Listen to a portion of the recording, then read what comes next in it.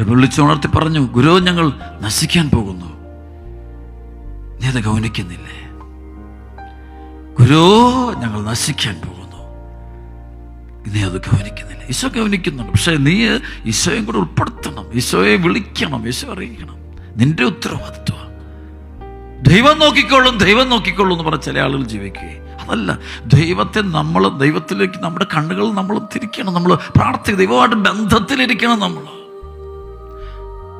പലപ്പോഴും തിന്മയുടെ വഴികളിലൂടെ പോകുമ്പോൾ ലോകാരൂപിയില് പണം, സുഖം, പേര്, അഡ്രസ്, ഇതിനായിട്ട് പോകുമ്പോൾ ഈശോയുമായിട്ടുള്ള ബന്ധം മുറിഞ്ഞു പോവുകയാണ്. കൂട്ടുകെട്ടുകൾ കൂടുമ്പോൾ ഈശോയുമായിട്ടുള്ള ബന്ധം കുറയുമ്പോൾ നശിക്കാൻ പോകും. അതാണ് ഈ കാറ്റും കൊടുങ്കാറ്റും എല്ലാം ജീവിതത്തിലേക്ക് ആഞ്ഞടിക്കുന്നതിൻ്റെ കാരണം. നിനക്ക് ഈശോയോട് ബന്ധമില്ലെന്ന് ദുഷ്ടാരൂപികൾക്കറിയാം. പിശാചൻ നിനക്ക് ഈശോയായിട്ട് ബന്ധം, അതുകൊണ്ട് ഈ സമയത്ത് നിന്റെ ജീവിതം മുഴുവൻ നശിപ്പിക്കാൻ പറ്റും. ഈശോയോട്ട് നിനക്ക് ആഴമേറിയ വ്യക്തിബന്ധമില്ല. You don't have a personal intimate friendship with Jesus of Nazareth. That is the issue, that is the problem. വചനം പറയുന്നു, അവൻ ഉണർന്ന് കാറ്റിനെ ശാസിച്ചുകൊണ്ട് കടലിനോട് പറഞ്ഞു, അടങ്ങുക, ശാന്തമാകുക. രണ്ട് വാക്ക്, അടങ്ങുക, ശാന്തമാകുക. അടങ്ങുക, ശാന്തമാകുക. കർത്താവിൻ്റെ വചനം, ജീവന്റെ വചനം, രക്ഷാകരമായ വചനം ഇളകി മറിയുന്ന കടലിന് നേരെ നോക്കി പറയുക, അടങ്ങുക, ശാന്തമാകുക. മർക്കോസിന്റെ 4:39 തിരുവചനം, 4:39, അടങ്ങുക, ശാന്തമാകുക. ഒറ്റ വചനം, ദൈവവചനം, ജീവന്റെ വചനം, ദൈവത്തിന്റെ വചനത്തിന്റെ ശക്തി അതാ. കർത്താവിന്റെ ഒരു വചനത്തിന്റെ ശക്തി അതാ. ഇളകിമറിയുന്ന ജീവിതങ്ങളിലേക്ക് നോക്കി ഈശോ പറയുക, അടങ്ങുക, ശാന്തമാകുക. അത് പ്രിയപ്പെട്ട സഹോദരങ്ങളെ, ഇത് നിങ്ങളുടെ കുടുംബത്തിലെ ഇളകമറിയുന്ന പ്രശ്നങ്ങൾ കാണും. കടബാധ്യതയുടെ വലിയ പ്രശ്നമാകാം, വിശ്വാസ തകർച്ചയുടെ പ്രശ്നമാകാം, മക്കള് കൈവിട്ടു പോകുന്ന ചില മേഖലകൾ, മക്കൾ വളരെ വയലന്റ് ആയിരിക്കും, വെരി ഡിസൊബീഡിയന്റ്, അനുസരണക്കേടിന്റെ പുത്രന്മാരും പുത്രികളുമായിരിക്കും.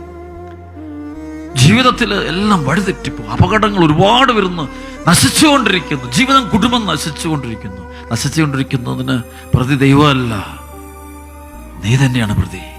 നീ ദൈവത്തെ വിളിക്കുന്നില്ല, ദൈവത്തെ ഏൽപ്പിക്കുന്നു. നിന്റെ ജീവിതത്തിലുണ്ട്.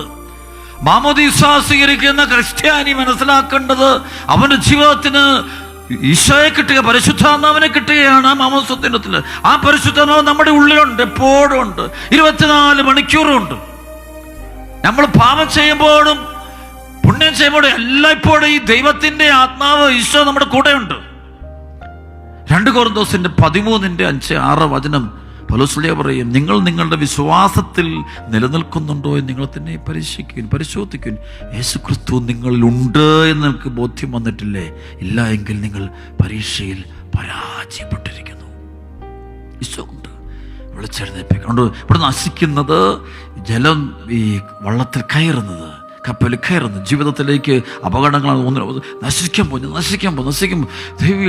ദൈവം ഉണ്ട്, അവിടെയുണ്ട്, ഈശോ ഉണ്ട്. അതിന് വിശ്വാസം പോയി.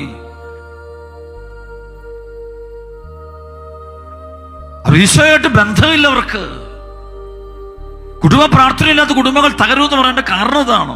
ബൈബിള് വായനയില്ലാത്ത വീടുകളിൽ അപകടം വരുന്നതിന് കാരണം ഇതാണ്. കുംസാരം, കൂദാശ ജീവിതം ഇല്ലാത്തവന് ചില ദുരന്തങ്ങൾ വരുന്നു. അപ്രതീക്ഷിതമായ കൊടുങ്കാറ്റ്, അപ്രതീക്ഷിതമായ വെള്ളപ്പൊക്കങ്ങൾ, അപ്രതീക്ഷിതമായ സംഭവങ്ങൾ നടക്കുക അവന്റെ ജീവിതത്തിൽ സംഭവിക്കും. Because he has no relationship with God. ദൈവത്തെ വേണ്ട എന്നൊക്കെ പറയുന്ന ചില ആളുകളുണ്ട്. ചിലപ്പോഴൊക്കെ തോന്നും, ചില പ്രായത്തിലും ചില കാലത്തിലും ചില പണം കയറുമ്പോഴും ചില സൗകര്യങ്ങളൊക്കെ വളരുമ്പോൾ തോന്നും ദൈവമില്ലേലും ജീവിക്കുന്നേ. വെറുതെയാ. ഇത് വരും, കൊടുങ്കാറ്റ് വരും, പൈശാചിക പീഡ വരും, അപ്രതീക്ഷിതമായ ദുരന്തങ്ങൾ. ലോകം മുഴുവനും അപ്രതീക്ഷിത ദുരന്തങ്ങളാണ്. അപ്പോൾ ആ സമയത്ത് ഈശോ എഴുന്നേൽപ്പിക്കുകയാണ്. നിങ്ങൾ ഈ സമയം വിളിച്ചെഴുന്നേൽപ്പിക്കണം, പ്രാർത്ഥിക്കണം, മണിക്കൂറിന് പ്രാർത്ഥിക്കണം.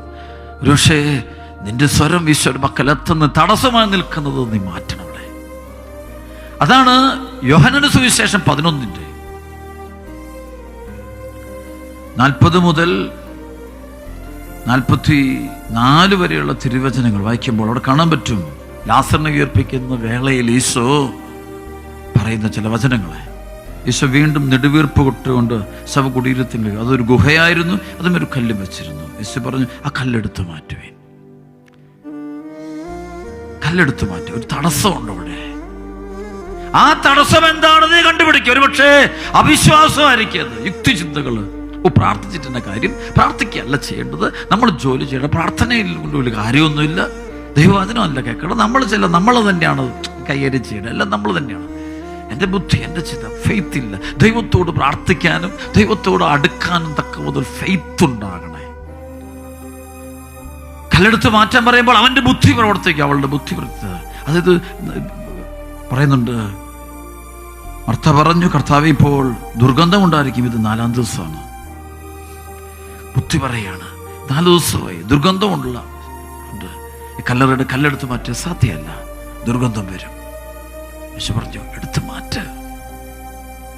ഈശോടനെ പറഞ്ഞു, യേശുവോട് പറഞ്ഞു, വിശ്വസിച്ചാൽ നീ ദൈവമാത്രം ദർശിച്ചു. ഞാൻ ആരും വിശ്വസിക്കുക, എൻ്റെ ദൈവത്തിൻ്റെ ശക്തി അറിയണം.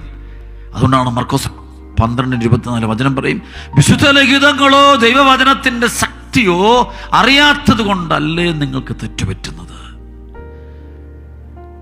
യേശു പറയുന്നത് ചെയ്യുക. അപ്പോഴാണ് അവിടെ ദൈവികമായ ഇടപെടൽ ഉണ്ടാകുന്നത്. ഉടനെ അവർ ചെയ്യുകയാണ്. അപ്പോൾ അവിടെ മരിച്ച ലാസറിനെ കർത്താവ് ഉയർപ്പിക്കുന്ന അനുഭവമുണ്ട്. എല്ലായ്പ്പോഴും ഉയർപ്പിക്കുന്ന വേളയിൽ യേശു പറയുന്നുണ്ട്. അതിനുശേഷം യേശു അവരോട് പറഞ്ഞു, അല്പവിശ്വാസികളെ, നിങ്ങൾ അതിന് ഭയപ്പെട്ടു. അല്പവിശ്വാസികളെ, നിങ്ങളുടെ പ്രശ്നം വിശ്വാസമില്ലായ്മയാണ്. ഈ തലമുറയിൽ ദൈവാനുഗ്രഹങ്ങൾക്ക് ഏതെങ്കിലും വ്യക്തികൾക്ക് കുറയുന്നുണ്ടെങ്കിൽ അതിൻ്റെ കാരണം ഏതോ ഒരു നിമിഷം ബുദ്ധിയിൽ അന്ധകാരം കയറിയിട്ട് പ്രാർത്ഥനാ ജീവിതത്തിൽ നിന്ന് അകലുന്നുണ്ട്, ദൈവബന്ധം നഷ്ടപ്പെടുത്തുന്നുണ്ട്. അതിൻ്റെ പരിണത ഫലമാണത്. ഈശോ എഴുന്നേറ്റ് പറഞ്ഞു, കടലിനെയും കാറ്റിനെയും നോക്കിക്കൊണ്ട് പറയാണ്, അടങ്ങുക, ശാന്തമാകുക. നമുക്ക് പ്രാർത്ഥിക്കാം. ഇന്ന് ഈ ആരാധന സമയത്ത് കർത്താവ് നിങ്ങൾ പ്രവർത്തിക്കട്ടെ. അടങ്ങുക, ശാന്തമാകുക. പൈശാചിക ബന്ധനത്തിൽ കഴിയുന്ന വ്യക്തികൾ അടങ്ങട്ടെ, ശാന്തമാകട്ടെ. സമാധാനം നഷ്ടപ്പെട്ട ഹൃദയങ്ങളോട് ഈശോ പറയുകയാണ്, അടങ്ങുക, ശാന്തമാകുക. രോഗപീഠകളാൽ നിറയുന്ന ജീവിതങ്ങൾ അടങ്ങുക, ശാന്തമാകുക. ബഹളങ്ങളും ആകുലതകളും നിരാശയും പൈശാചികപ്പെടുക ഈശോ പറയട്ടെ. ഈശോ നാമത്തെ ഈശോ ശാസിച്ചുകൊണ്ട് പറയാം, അടങ്ങുക, ശാന്തമാകുക.